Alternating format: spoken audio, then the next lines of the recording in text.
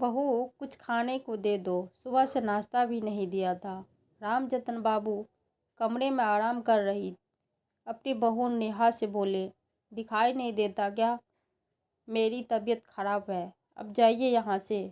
अभी 4 बजे शाम का नाश्ता बनाऊंगी तो दे दूंगी। रामजतन बाबू की आंखों में आंसू छलक आए। सुबह से बेचारे सारे काम निपटाने पर लगे हुए थे।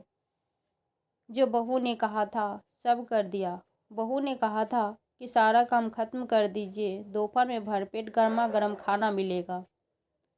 पर बहू ने तो न जाने कितनी ही ऐसी यादों को याद करके उनकी सूखी आंखों में नमी का पर्दा सा आ गया था और बाहर जाकर दरवाजे पर बैठ गए। जब से गांव छोड़कर इस घर में आए, कभी अपनापन नहीं मिला।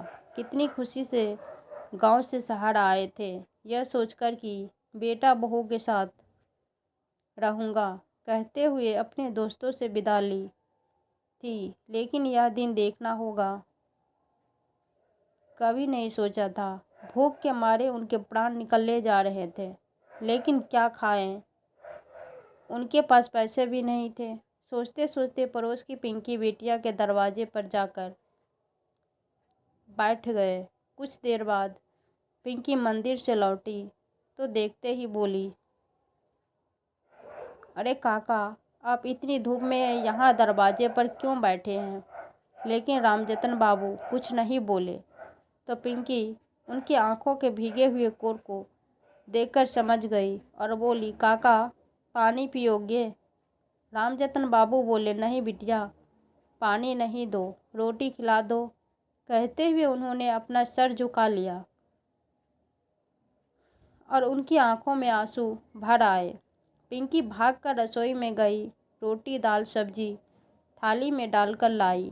जैसे ही पिंकी ने खाने की थाली रामजतन बाबू के सामने रखी, उस वक्त उसके भूख के मारे रामजतन बाबू की सोचने समझने की ताकत खो दिए थे और कुछ ही पल में खाने की प्लेट साफ कर दी। सुबह से भूखे रामजतन बाबू अब जाकर तृप्त हुए थे तो पिंकी के आगे हाथ जोड़कर बोले, तुम्हारा बहुत बहुत शुक्रिया बेटा। पिंकी बोली, अरे काका, यह आप क्या कह रहे हो? आप मेरे पिता समान हैं। आपको जब भूख लगे तब आ जाया करो। और आपके साथ पिक्कू भी कितना खुश रहता है। रामजतन बाबू बोले, बिटिया, तुम उस दिन कह रही थी ना कि मैं गार्डन में तुम्हारी सफाई कर दूं और पिक्कू के साथ थोड़ा वक्त बिता दिया करूं तो उसे अच्छा लगेगा। पिंकी बोली, हाँ काका, पर आपने उस दिन मना कर दिया था तो फिर मैं नहीं पूछी। रामजतन बाबू बोले, हाँ बेटा, पर अब मैं यह काम करना चाहता हूँ। पर मेरे बेटे बहू को यह बात मत बताना, वरना वह पता नहीं मेरे साथ क्या करेंगे। छोटा बेटे को तो सिर्फ इतना ही पता है कि उसके भैया और भाभी उसके पिता की खूब सेवा करती है। उसकी भाभी मेरे बाबूजी के दिन रात सेवा करती होगी। अब तो रामजतन बाबू का हर रोज़ का हो गया था। वह सुबह सुबह घर से निकलकर आते और पिंकी के गार्डन की सफाई करके थोड़ी देर उसके बेटे के साथ खेलते और वापस लौट जाते हैं।